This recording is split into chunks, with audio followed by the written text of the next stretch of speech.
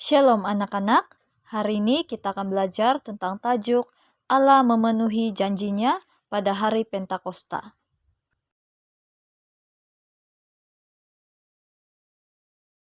Ayat hafalan hari ini terdapat pada Galatia 3 ayat 29. Dan jika kamu milik Kristus, kamu ialah benih Abraham dan menjadi waris menurut janji itu. Baik anak-anak, kita beralih kepada cerita Alkitab. Di Yerusalem, orang ramai bersiap-siap untuk satu perayaan keagamaan yang disebut perayaan 7 minggu, karena ianya terjadi 7 minggu selepas perayaan Paskah. Ia juga dipanggil sebagai Pentakosta, yang berarti 50 hari selepas perayaan Paskah. Kadang-kadang perayaan ini juga disebut perayaan hasil pertama, karena ada kaitan dengan musim penuaian. Perayaan Pentakosta tidaklah begitu sibuk jika dibandingkan dengan perayaan Paskah, tetapi ianya jauh lebih meriah.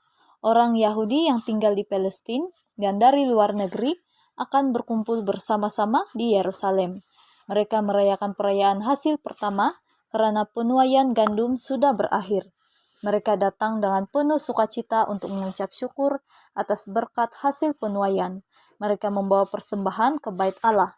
Mereka juga berkunjung sanak saudara dan sahabat handai yang tinggal di Yerusalem. Mereka ingin berkongsi berita tentang keadaan masing-masing. Pengikut-pengikut Yesus sedang berdoa bersama-sama di sebuah rumah di Yerusalem. Mereka bukan saja terdiri dari 11 murid yang akrab dengan Yesus, tetapi juga pengikut-pengikut yang lain termasuk ibu Yesus dan saudara-saudara lelakinya. Ramai di antara mereka berada di Gunung Zaitun apabila Tuhan Yesus diangkat naik ke surga. Mereka masih ingat kata-kata Tuhan Yesus, "Kamu akan menerima kuasa apabila Roh Kudus datang ke atasmu, dan kamu akan menjadi saksiku." Tuhan Yesus juga memberitahu mereka untuk menunggu di Yerusalem dan menantikan kedatangan Roh Kudus. Hari demi hari, mereka terus berdoa dan menunggu apa yang Tuhan Yesus janjikan kepada mereka.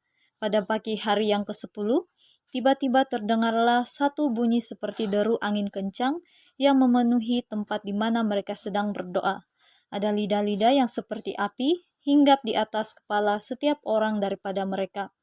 Mereka merasakan satu kuasa dan sukacita yang baharu sebagai tanda Roh Kudus dicurahkan ke atas mereka, seperti yang dijanjikan oleh Tuhan Yesus. Kuasa Roh Kudus menjadikan pengikut-pengikut Yesus kuat dan berani. Mereka tidak takut dan tidak menyembunyikan diri lagi. Mereka bersemangat untuk memberitakan kepada orang ramai tentang Tuhan Yesus. Mereka meninggalkan tempat mereka berdoa itu untuk berjumpa dengan orang ramai di luar. Semua orang yang berada berhampiran dengan tempat itu mendengar bunyi seperti deru angin kencang yang turun ke atas murid-murid. Mereka sangat terkejut. Apa yang sedang terjadi? Mereka tertanya-tanya dan dengan segera pergi memberitahu orang lain tentang peristiwa itu. Dalam waktu sekejap saja, rumah itu dikerumuni oleh orang ramai. Mereka kebingungan tentang apa yang mereka saksikan dan dengar. Mereka mendengar orang bertutur dalam berbagai bahasa asing yang bukan digunakan di Yerusalem. Di antara orang yang berkerumun di situ, ada yang datang dari Mesopotamia, Mesir, Libya, Elam, Ram, dan tempat-tempat lain. Mereka semua dapat mendengar berita baik tentang Yesus dalam bahasa mereka sendiri. Siapakah mereka ini? Orang semakin berdesak-desak sambil bertanya satu sama lain. Seorang berkata, "Bukankah semua mereka datang dari Galilea?" Yang lain menjawab, "Tetapi bagaimana mungkin mereka dapat bertutur dalam bahasa kita masing-masing? Mungkin mereka sedang mabuk wine." Seorang lagi mengejek. Adalah jelas orang ramai itu tidak dapat memahami apa maksud semuanya itu. Murid-murid yang berkumpul bersama dan menerima Roh Kudus adalah orang tempatan dari Galilea. Pakaian mereka sederhana dan bahasa mereka juga sederhana. Tetapi pada hari itu mereka berkata-kata tentang Tuhan Yesus dalam bahasa yang belum pernah diketahui oleh mereka sebelum ini. Roh Kudus menolong mereka bersaksi dengan penuh kuasa. Petrus merupakan salah seorang yang sedang menerima Roh Kudus. Dia pernah menyangkal Tuhan Yesus sebanyak 3 kali. Apabila dia mendengar ada yang mencurigai mereka mungkin sedang mabuk wine, dia berdiri dengan berani dan mula berkata-kata kepada khalayak ramai. Petrus tidak lagi takut mengatakan tentang Tuhan Yesus karena Roh Kudus telah tinggal di dalam hatinya. Roh Kudus adalah roh keberanian dan kasih yang dijanjikan oleh Tuhan Yesus untuk menolong orang percaya. Dengarlah kata-kata Petrus. Petrus berkhotbah, "Saudara-saudaraku, tidak mungkin orang ini mabuk wine di awal pagi seperti ini. Belum lagi pukul 9. Marilah aku ceritakan apa yang terjadi pada kami pagi ini.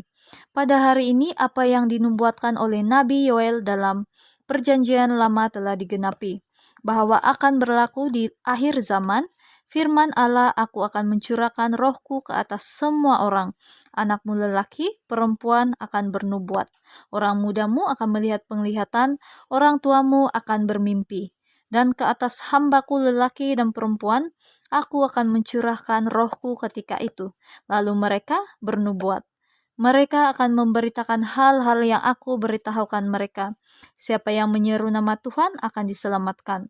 Nubuatan itu sudah digenapi pada pagi ini. Sekarang dengarlah baik-baik apa yang aku katakan kepadamu. Kamu sudah tahu bahwa Allah memberikan kuasa kepada Yesus orang Nazaret untuk melakukan mujizat-mujizat yang ajaib. Kamu telah menangkap dan menyalibkannya. Tetapi Allah telah membangkitkan dia dari maut dan memanggilnya keluar dari makam, karena tidak mungkin maut dapat menaklukinya. Kami tahu bahwa dia sudah hidup karena kami telah melihatnya. Sekarang Yesus itu duduk di sebelah kanan takhta Allah. Dialah yang mencurahkan Roh Kudus itu. Tandanya telah kamu lihat dan dengar kata-kata yang kami ucapkan.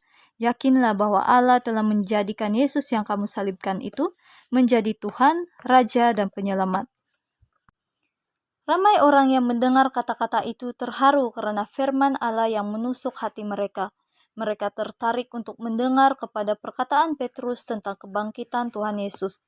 Mereka mula bertanya kepada Petrus dan rasul-rasul lain, "Saudara-saudara, apa yang harus kami buat untuk diselamatkan?" Petrus menjawab, "Kamu harus bertaubat dari dosa-dosamu dan dibaptiskan dalam nama Tuhan Yesus untuk pengampunan dosa, dan kamu akan menerima Roh Kudus. Janji itu diberikan kepadamu, dan masih banyak lagi orang yang akan dipanggil oleh Tuhan."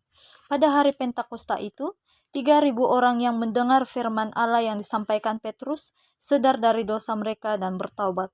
Mereka membuka hati untuk menerima Tuhan Yesus dan minta untuk dibaptiskan. Mereka menerima Roh Kudus.